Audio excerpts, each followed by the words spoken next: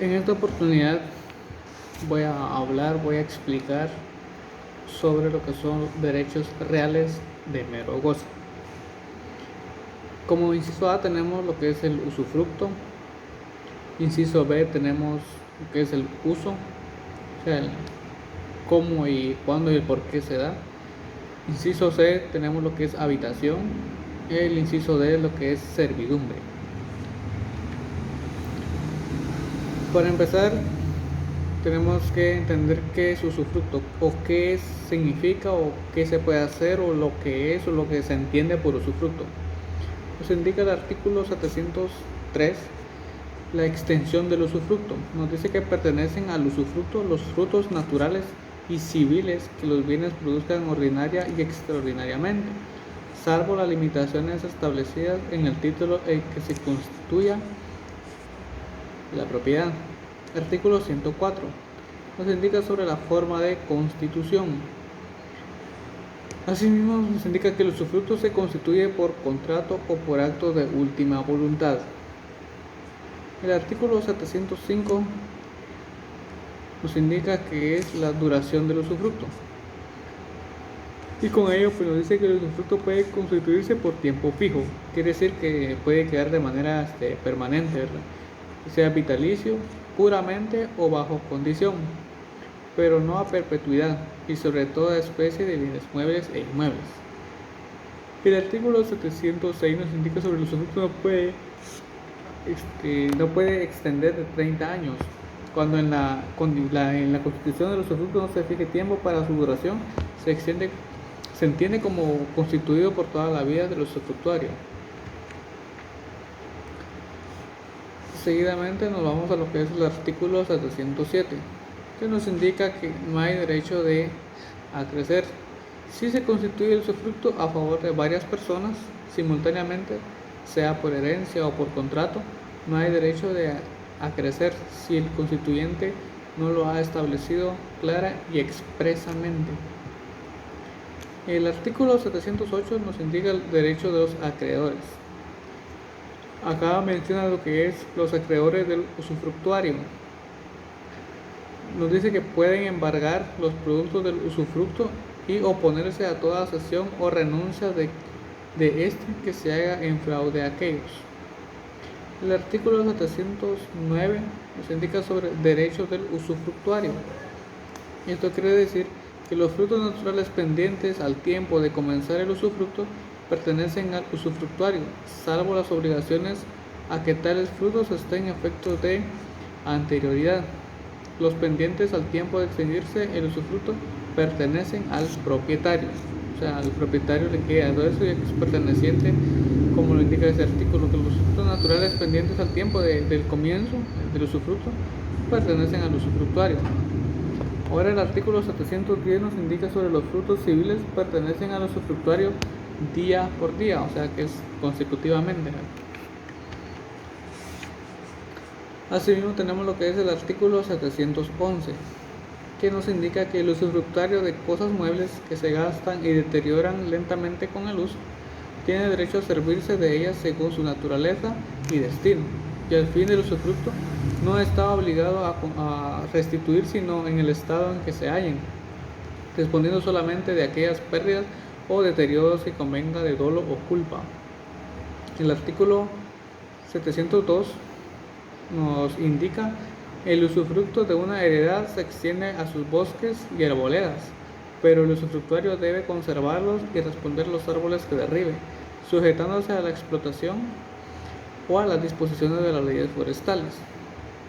El artículo 713 nos indica sobre el usufructo sobre capitales. Si el usufructo se constituye sobre capitales puesto a rédito, el usufructuario hace suyo este y no aquellos, pero en toda la novación o convenio que modifique la obligación primitiva se necesita el consentimiento del usufructuario. El artículo 715 goce de la accesión.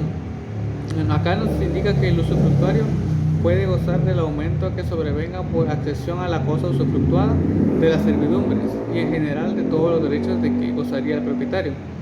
Goza también del producto de las minas y canteras que estén explotando al comenzar el usufructo, que perteneciera al propietario, no del de las nuevas minas que se descubran, ni del tesoro que se encuentre.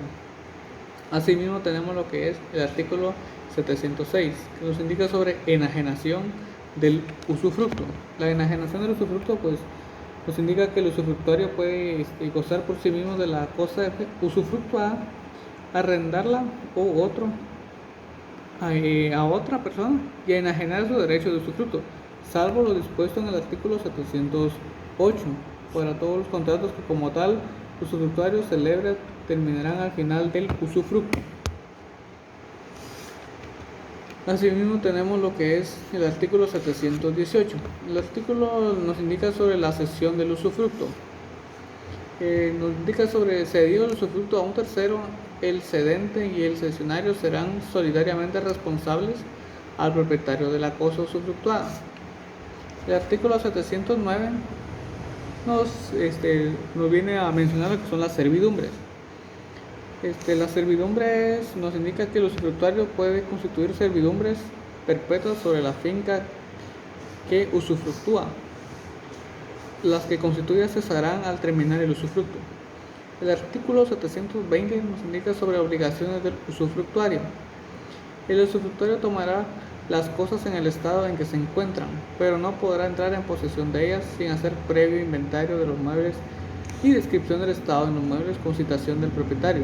Los gastos inherentes a este acto serán a cargo del usufructuario.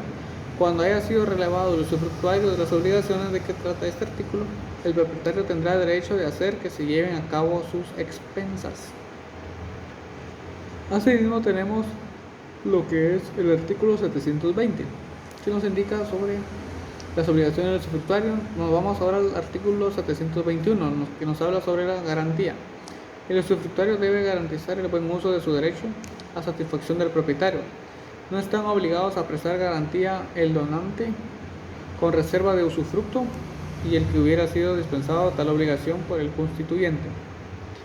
Asimismo también tenemos lo que es el artículo 722, que nos indica el derecho del propietario si no se presta garantía.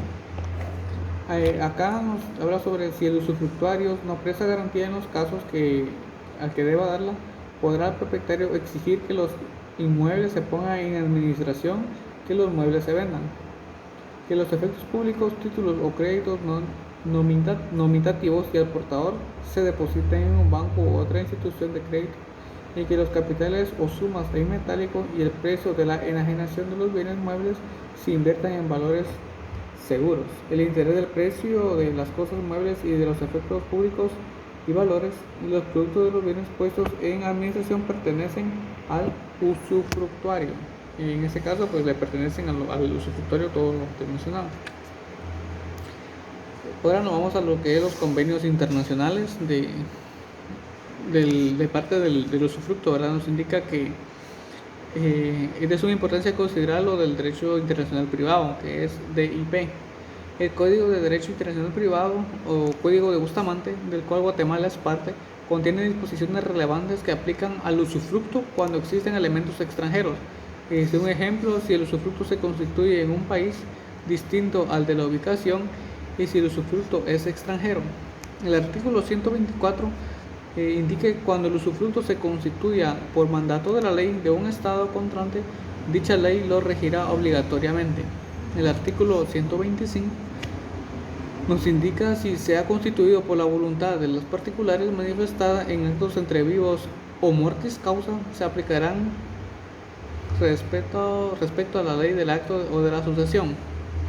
El artículo 129 establece que son de orden público internacional las reglas que definen el usufructo, las formas de su constitución y las causas de su extinción legal y su limitación temporal para personas jurídicas, corporaciones o en este caso pueblos.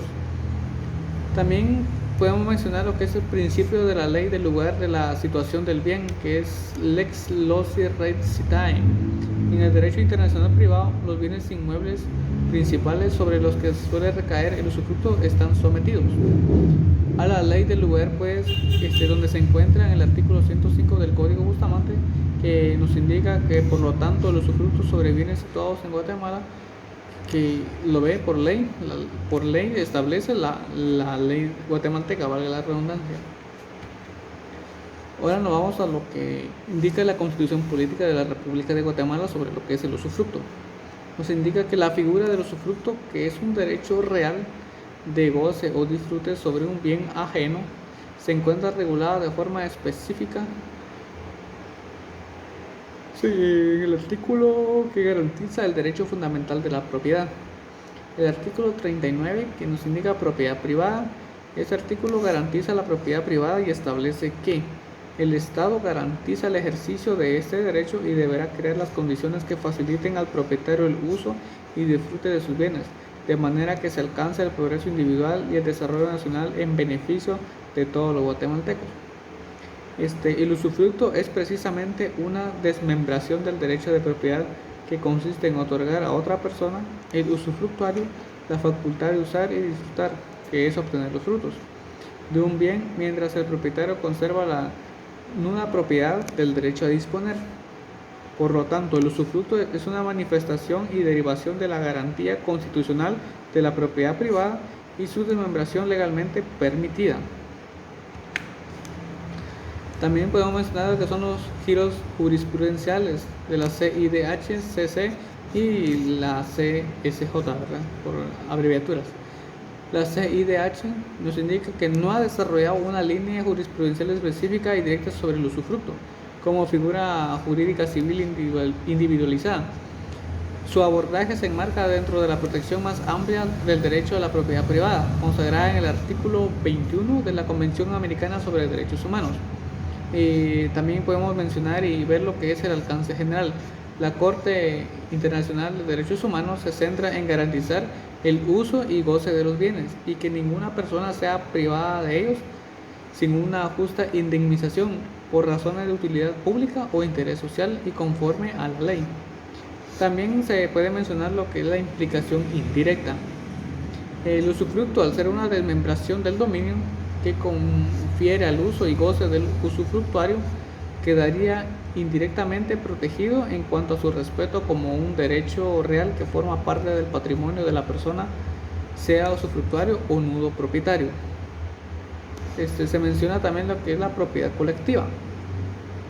La CIDH tiene como una robusta jurisprudencia sobre la protección de la propiedad colectiva de comunidades indígenas y tribales, la cual es un giro jurisprudencial fundamental en el concepto de propiedad, aunque no se relaciona directamente con el usufructo civil clásico. Eso quiere decir que no se relaciona con el usufructo que vemos comúnmente todos los días o que tenemos idea, como lo expliqué anteriormente, ¿verdad? Ahora nos vamos al modo de extinguirse del usufructo. El artículo 738 nos indica sobre la extinción del usufructo. El usufructo se extingue por muerte del usufructuario, por vencimiento del plazo por el cual se constituyó o por realizar la condición resolutoria a la cual estaba sujeto el usufructo.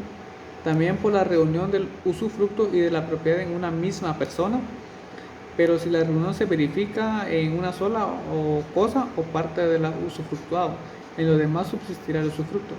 También nos indica que por prescripción también se puede dar por renuncia del usufructuario, salvo lo dispuesto respecto a las renuncias hechas en fraude de acreedores. También se puede por la pérdida de la cosa usufructuada, si la destrucción no es total, el derecho continúa sobre el resto. Y por último tenemos lo que es por la anulación o cesación del derecho del que se constituyó el usufructo. El artículo 739 nos hace mención de la cesación del usufructo. Nos indica que también puede cesar el usufructo por el abuso que el usufructuario haga de su derecho, deteriorando los bienes o dejándolos parecer por falta de reparaciones ordinarias. En este caso, la extinción del usufructo no procede de hecho, sino que debe ser declarada por resolución judicial. También puede optar el propietario en el mismo caso a que se le pongan en posesión de los bienes, obligándose a pagar el usufructuario periódicamente el producto líquido de los mismos, deducido el honorario de administración fijado de conformidad con la ley. El artículo 140 nos indica sobre destrucción del bien usufructuario. Si el usufructuario estuviera constituido sobre una finca en la que se forma parte del edificio y este llegara a perecer de cualquier modo que sea, el usufructuario tendrá derecho a disfrutar del suelo y de los materiales. También acá podemos mencionar lo que es el artículo 141, que nos indica sobre impedimento temporal. El impedimento temporal por caso fortuito o fuerza mayor no extingue el usufructo ni da derecho a exigir indemnización del propietario. El tiempo del impedimento se tendrá por correo para el usufructuario, de quien serán los frutos que durante él pueda producir la causa usufructuaria. El artículo 742 nos indica sobre el usufructo término. El usufructo término es el usufructo concedido por el tiempo que tarde un tercero en llegar a cierta edad. Subsistirá el número de años prefijados, aunque éste muera antes, salvo si el usufructo hubiera sido expresamente concedido solo en atención a la existencia de dicho tercero. El artículo 143 nos habla sobre el seguro. Si el usufructuario concurriere con el propietario al seguro del predio usufructuado, el segundo percibirá el precio del seguro en caso de siniestro, y el usufructuario continuará en el goce del nuevo edificio si se constituyere, o tendrá derecho a los intereses del precio si la reedificación no conviniera al propietario. Si el propietario se hubiere negado a contribuir el seguro del predio constituyéndolo por sí solo, el usufructuario adquirirá el derecho de percibir por entero en caso siniestro el precio del seguro, pero con la obligación de invertirlo en la construcción de la finca. Si el usufructuario se hubiere negado a contribuir al seguro constituyéndolo por sí solo, al propietario percibirá íntegro el precio del seguro en caso de siniestro. Tenemos lo que es el artículo 744, que nos habla sobre la expropiación de la cosa usufructuada. En este caso, pues nos establece si la cosa usufructuada fuere apropiada por causa de utilidad pública, el propietario estará obligado a abonar al usufructuario el interés legal del importe de la indemnización que recibiere por todo el tiempo que debe durar el usufructo. El usufructuario podrá exigir que el propietario garantice el pago de los réditos. Ahora cambiamos el tema a lo que es el uso y habitación. El artículo 745 nos indica el contenido del uso. El uso da derecho de servirse de cosa ajena o de aprovecharse de los frutos de ella, en cuanto basten para las necesidades del usuario y las de su familia. El artículo 146 nos indica sobre contenido de la habitación. La habitación se limita a lo que sea necesario para que tenga el derecho y para su familia, aun cuando no la haya tenido en el momento de constituirse tal derecho. El artículo 747. Los derechos de uso y habitación se regulan por el título que los constituye. Si el título no determina la extensión de estos derechos, se regularán conforme a los artículos siguientes. El artículo 748. Son derechos inalienables los derechos de uso y habitación que no se pueden enajenar, gravar ni arrendar. El artículo 149 nos indica sobre obligaciones de prestar garantía y de hacer inventario. Para gozar de los derechos de uso y habitación debe prestarse previamente garantía y hacerse. El artículo 750 nos indica sobre los derechos de uso y habitación se establecen y se pierden de la misma manera que el usufructo. El artículo 751 nos indica sobre lo que es las obligaciones del usuario y del habitacionista. Y nos establece si quien tiene el uso de un fondo tomare todos sus frutos, o si quien tiene derecho de habitación ocupare toda la casa, estará obligado a hacer los gastos de cultivo o de reparaciones ordinarias y a pagar las contribuciones si no tomare más que una parte de los frutos o no ocupare más que una parte de lo que contribuirá en proporción de lo que goce.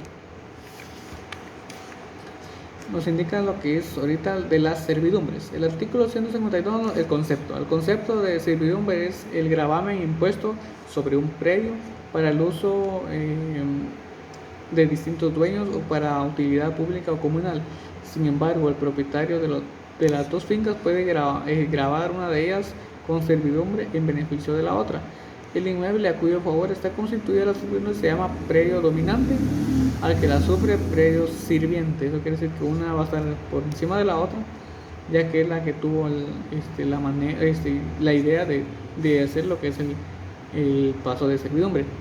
El artículo 53, la servidumbre consiste en no hacer o en tolerar.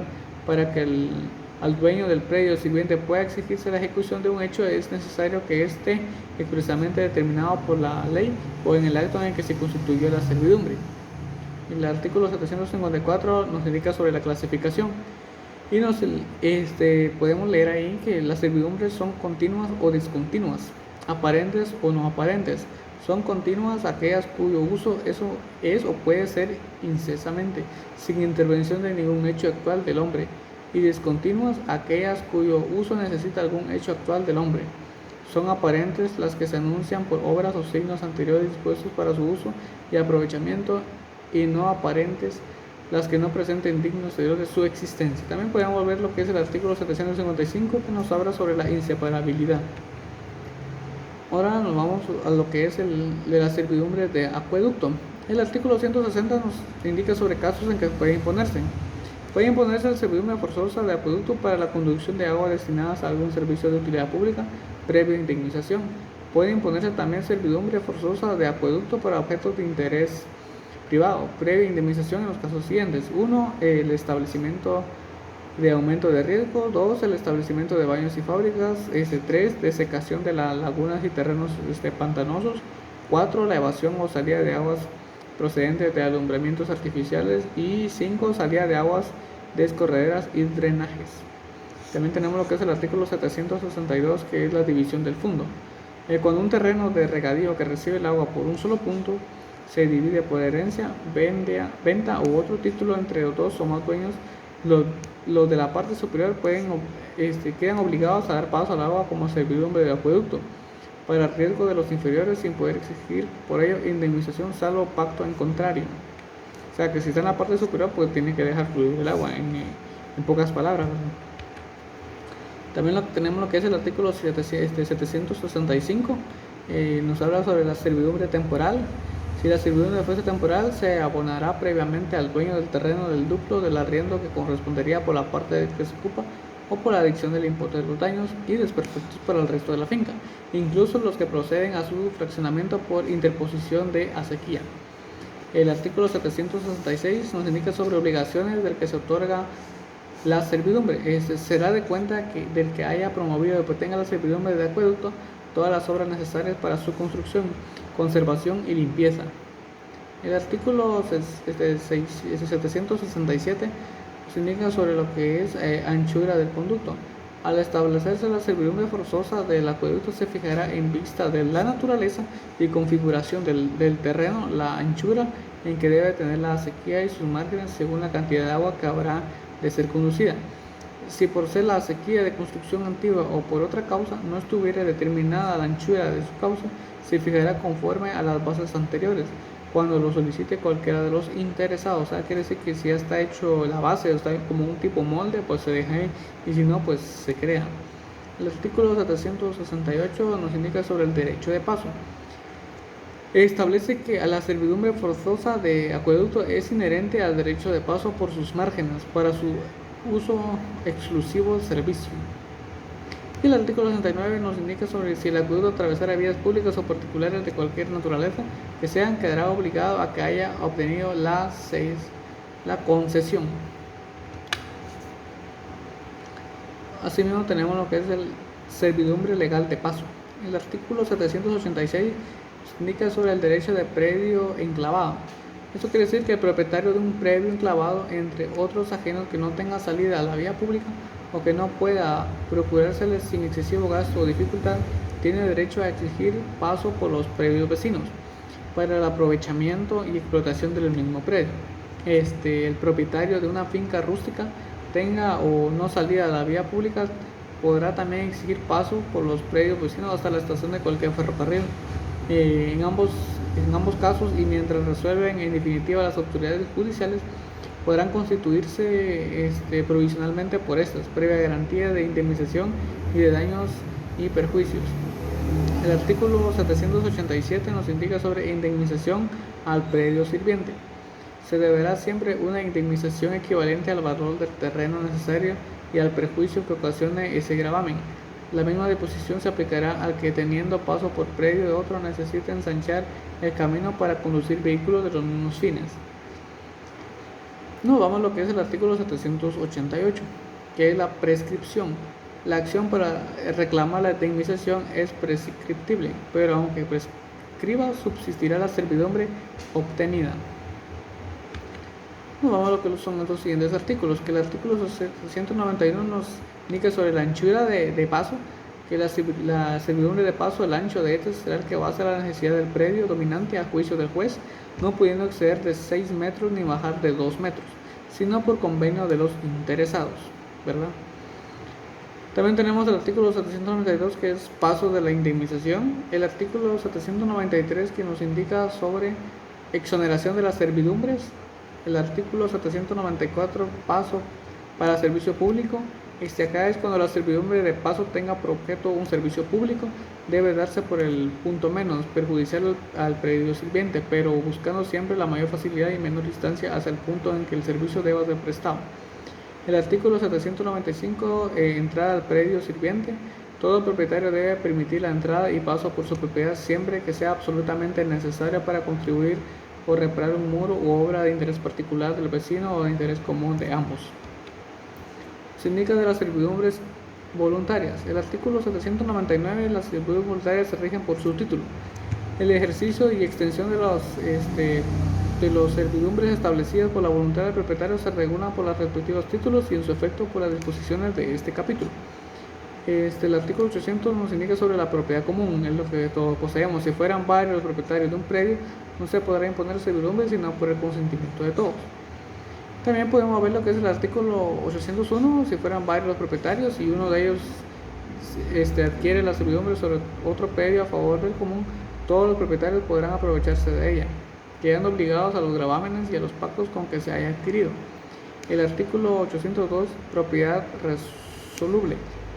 Los que solo tienen dominio resoluble, como aquel a quien se le ha legado un fondo bajo condición no realizada y otras semejantes, pueden constituir servidumbre, pero queda sin efecto de que se resuelva el derecho del constituyente.